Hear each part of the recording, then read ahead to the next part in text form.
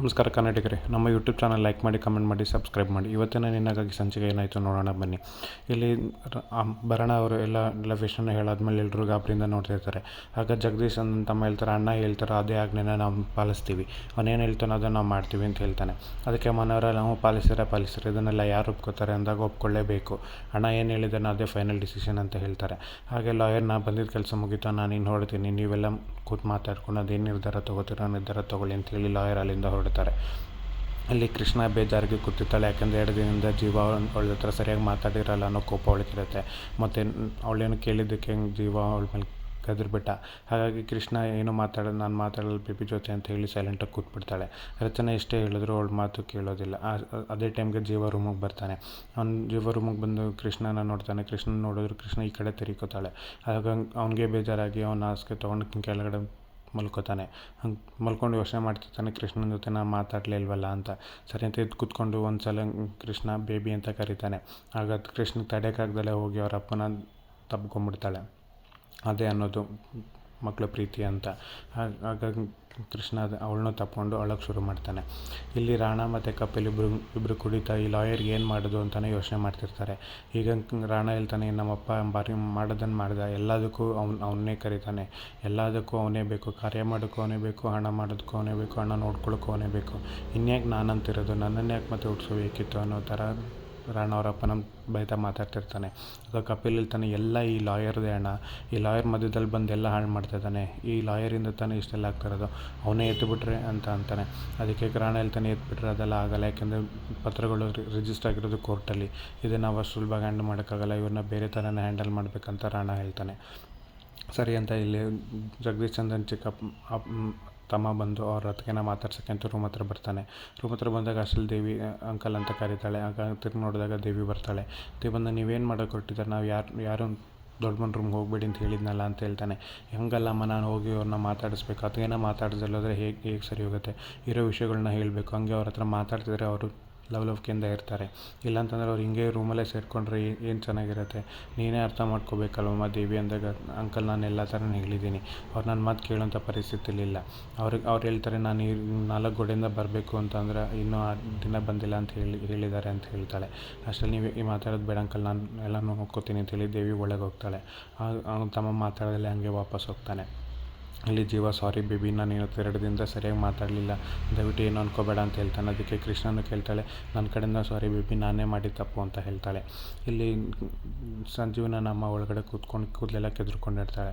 ಆಗ ದೇವಿ ಬಂದು, ದೊಡ್ಡಮ್ಮ ಯಾಕೆ ಕೂದಲೆಲ್ಲ ಕೆದ್ರುಕೊಂಡಿದ್ದೀರಾ, ನನಗೆಲ್ಲ ಕೆದ್ರುಕೋಬೇಡಿ, ನಿಮ್ಗೆ ಏನಾರು ಆಗ್ತಾಯಿದೆ ಅಂತಂದಾಗ ನನ್ನನ್ನು ಕರೀರಿ, ನಾನು ಅದನ್ನು ಸರಿ ಮಾಡ್ತೀನಿ ಅಂತ ಹೇಳ್ತಾಳೆ. ಇಲ್ಲ ದೇವಿ, ನನಗೆ ಯಾಕೋ ಏನಾಗ್ತದೆ ಅಂತ ಗೊತ್ತಿಲ್ಲ, ನೀವು ಅಮ್ಮಂಗೆ ಹೇಳಿ ಇಂಜೆಕ್ಷನ್ ಕೊಡಬೇಡ ಅಂತ, ಇಂಜೆಕ್ಷನ್ ಕೊಟ್ಟರೆ ಮೈಯೆಲ್ಲ ಉರಿ ಬರುತ್ತೆ, ಆವಾಗಲೇ ನಾನು ಹಿಂಗೆ ಆಡೋದು ಅಂತ ಹೇಳ್ತಾಳೆ. ಇರಿ ನಾನು ಟ್ಯಾಬ್ಲೆಟ್ ಕೊಡ್ತೀನಿ ಅಂತ ಹೋಗಿ ಟ್ಯಾಬ್ಲೆಟ್ ತೊಗೊಂಬರ್ಸಲ್ಲಿ ತಿರ್ಗಿ ಅವರಮ್ಮ ಹಂಗೆ ತಲೆ ಕೂದಲಿಕ್ಕೆ ಎದುರ್ಕೊಂಡಿರ್ತಾಳೆ.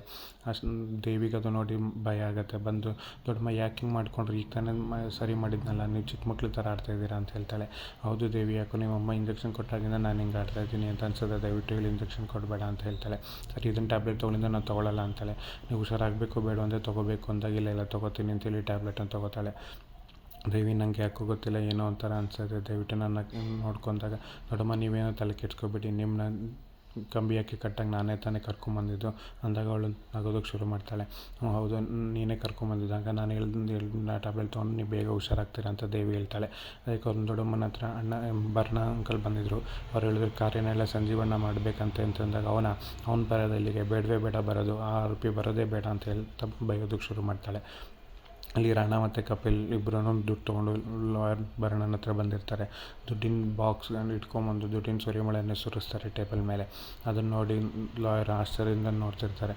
ರಾಣಾ ಖುಷಿಯಿಂದ ನೋಡ್ತಿರ್ತಾನೆ. ಕಪಿಲ್ ದುಡ್ಡನ್ನ ಸುರಿತಾ ಇರ್ತಾನೆ. ಆಗ ರಾಣಾ ಹೇಳ್ತಾನೆ, ಅಂಕಲ್ ಇದನ್ನು ಟೋಕನ್ ಆಫ್ ಅಡ್ವಾನ್ಸ್ ಅಂತ ಅಂದ್ಕೊಳ್ಳಿ, ಇಲ್ಲಾಂದರೆ ಇದನ್ನೊಂಥರ ವೆಲ್ಕಮ್ ಡ್ರಿಂಕ್ ಥರ ಹಣ ಅಂತ ಅಂದ್ಕೊಳ್ಳಿ, ನಾವು ಹೇಳ್ದಂಗೆ ನೀವು ಕೇಳಿದ್ರೆ ನಿಮ್ಗೆ ಇನ್ನೂ ಹಣ ಬರ್ತಾನೆ ಹೋಗುತ್ತೆ.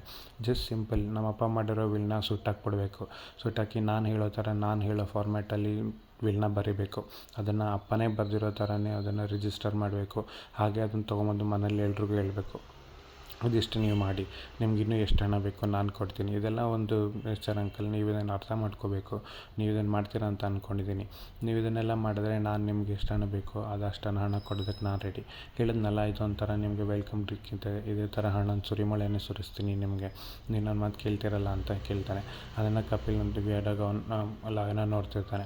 ಲಾಯರ್ ಅದನ್ನು ಹಣನ ನೋಡ್ತಿರೋದನ್ನ ನೋಡಿ ರಾಣಂಗೆ ಅನಿಸುತ್ತೆ, ಓ ಲಾಯರ್ ಬಿದ್ದರು, ಹಣ ನೋಡ್ತಿದ್ದಾರೆ ಅಂತಂದರೆ ಹಣ ತೊಗೋತಾರೆ ಅಂತ ಹೇಳಿ ಅಲ್ಲಿ ಅನ್ಕೋತಾನೆ. ರಾಣ ಕಾಲ ಮೇಲೆ ಕಾಲು ಹಾಕ್ಕೊಂಡು ಅವನ ದರ್ಪ ತೋರಿಸೋದಕ್ಕೆ ಶುರು ಮಾಡ್ತಾನೆ. ಇಲ್ಲಿ ರಚನಾ ರೂಮಿಗೆ ಬಂದು ಆ ಬಾಕ್ಸ್ ಕಡೆ ಏನಿದೆ, ಆ ಕೆಂಪು ಬಟ್ಟೆಯಲ್ಲಿ ಏನಿದೆ ಅನ್ನೋದನ್ನ ತಿಳ್ಕೊಳ್ಳೋಕ್ಕೆ ಅಂತ ಮತ್ತೆ ರೂಮಿಗೆ ಬಂದು ಆ ಪೆಟ್ಟಿಗೆನ ತೆಗೆದು ಪೆಟ್ಟಿಗೆಯಲ್ಲಿರೋಂಥ ಬಾಕ್ಸ್ನ ಮುಟ್ಟಕ್ಕೆ ಅಂತ ಹೋಗ್ತಾಳೆ. ಮುಟ್ಟಕ್ಕೂ ಮುಂಚೆ ತೆಗಿಯೋಕ್ಕೂ ಮುಂಚೆ ಒಂದು ಸಲ ಯೋಚನೆ ಮಾಡ್ತಾಳೆ, ಇದು ಸರಿನಾ ತಪ್ಪ ಅಂತ. ಅದು ಜೀವನಿಗೋಸ್ಕರ ನಾನು ಇದು ನೋಡಲೇಬೇಕು ಅಂತೇಳಿ ಆ ಪೆಟ್ಟಿಗೆನ ತೆಗಿಯೋಕ್ಕೆ ಅಂತ ಇನ್ನೇನು ಕೈ ಹಾಕ್ತಾಳೆ, ಅಷ್ಟರಲ್ಲಿ ಜೀವ ಬಂದು ಕೈ ಇಟ್ಕೋತಾನೆ. ಜೀವ ಬಂದಿದ ತಕ್ಷಣ ರಚನೆಗೆ ಭಯ ಆಗುತ್ತೆ, ಜೀವ ಬಂದುಬಿಟ್ರಲ್ಲ ಅಂತ.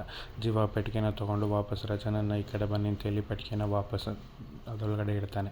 ಇಡ್ಬೇಕಾದ್ರೆ ಏನೂ ಮಾತಾಡೋಲ್ಲ, ಯಾಕೆಂದ್ರೆ ಅವ್ನ ಮುಖದಲ್ಲಿ ಫುಲ್ ಸಿಟ್ಟಿರುತ್ತೆ.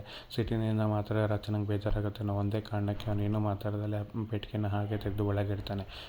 ರಚನೆ ಕೇಳ್ತಾಳೆ, ಯಾಕೆ ಒಳಗೆ ಇಟ್ರಿ ಅಂತಂದಾಗ ನೀವು ಯಾಕೆ ಅದನ್ನು ಹುಡುಕ್ತಿದ್ದೀರಾ ಅಂತ ಕೇಳ್ತಾನೆ. ಆಗ ನಿಮ್ಮನ್ನು ಹುಡುಕ್ತಾ ಇದ್ದೀನಿ ಅದರಲ್ಲಿ ಅಂತ ರಚನೆ ಹೇಳ್ತಾಳೆ. ಏನು ಹೇಳ್ತಾ ಇದ್ದೀರಾ ಅಂತಂದಾಗ, ಹೌದು, ನಾನು ಕೃಷ್ಣ ಬಾಲ ಯಾರೇ ಸಾಂತ್ವನ ಹೇಳಿದ್ರು ನಿಮ್ಗೆ ಸಾಂತ್ವನ ಸಿಗ್ತಾಯಿಲ್ಲ. ನಿಮ್ಗೆ ಸಾಂತ್ವನ ಸಿಗಬೇಕಾಗಿರೋದು ಆ ಮನೇಲಿ. ನೀವು ಆ ಮನೆಗೆ ಹೋಗಿ ಮಾತಾಡಿ, ನಿಮ್ಗೆ ಮನಸ್ಸು ಬಿಚ್ಚಿ ಮಾತಾಡಿ, ಎಲ್ಲರ ಹತ್ರನೂ ಮಾತಾಡಿ, ವಾದ ಮಾಡಿ, ನಿಮ್ಮ ತಪ್ಪಲ್ಲ, ನಂಗೆ ನಂಗೆ ಹಣ ಬೇಕಿಲ್ಲ ಅಂತ ಹೇಳಿ, ನೀವು ಬೇಕಿರೋದಂತ ಅವ್ರ ಹತ್ರ ವಾದ ಮಾಡಿ, ಅಟ್ಲೀಸ್ಟ್ ಅವಾಗ ಮಾತಾಡ್ತಿರಲ್ಲ, ನಿಮ್ಮ ಮನಸ್ಸಲ್ಲಿರೋ ಭಾರಗಳನ್ನ ಆವಾಗಲೂ ಇರಿಸ್ತಿರಲ್ಲ, ಅದು ಬೇಕಿರೋದು. ಒಂದ್ಸಲ ಅವ್ರ ಹತ್ರ ಹೋಗಿ ಮಾತಾಡಿ, ಎಲ್ಲ ಸರಿ ಹೋಗುತ್ತೆ ಜೀವ ಅಂತ ಹೇಳಿದಾಗ ಜೀವ, ಇದನ್ನೆಲ್ಲ ನಂಗೆ ಹೇಳ್ಬಿಟ್ಟು ನಾನು ಇದನ್ನೆಲ್ಲ ಮಾಡಲ್ಲ, ನಾನು ಅಲ್ಲಿಗೆ ಹೋಗಲ್ಲ ಅಂತ ಹೇಳಿ ಅಲ್ಲಿಂದ ಹೊರಟ್ಬಿಡ್ತಾನೆ. ರಚನಾ ಏನೇ ಹೇಳಿದ್ರು ಜೀವ ಕೇಳೋಂಥ ಪರಿಸ್ಥಿತಿಲಿಲ್ಲ. ಅಲ್ಲಿ ಭರಣ ಅವರು ಕೈಗೆ ಹಣ ತೊಗೊಂಡು ರಾಣಂಗೆ ಹೇಳ್ತಾನೆ, ನಿಂಗೆ ಹಣದ ಬೆಲೆ ಏನಾದರೂ ಗೊತ್ತಾ?